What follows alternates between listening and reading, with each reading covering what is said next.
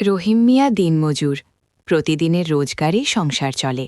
আজ কাজ না পেলে ঘরে চুলা জ্বলবে না, এই চিন্তায় তাকে ভোরের আগেই বের করে দেয়। বাজারে গিয়ে তিনি অনেকক্ষণ দাঁড়িয়ে থাকলেন। কেউ কাজ দেয় না।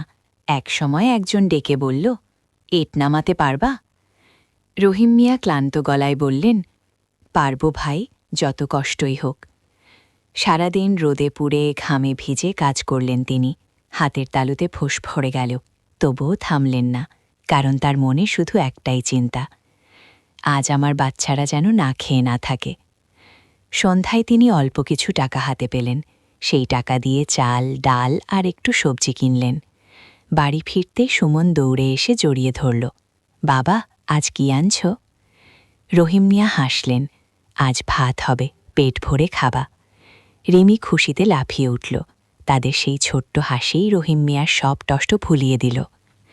রাতে খেতে বসে সুমন বলল, বাবা, তুমি এত কষ্ট করো কেন? রহিম মিয়া মৃদু হেসে বললেন, তোমাদের হাসির জন্যই তো বাবা সব কষ্ট করে। সেই রাতে পেট ভরে ভাত খেয়ে দুই ভাই বোন ঘুমিয়ে গেল, আর রহিম মিয়া চুপচাপ বসে রইলেন, ক্লান্ত শরীর কিন্তু মনে একরাশ শান্তি, কারণ তিনি জানেন তার ঘামের দামে আজ তার সন্তানেরা হাসতে পেরেছে।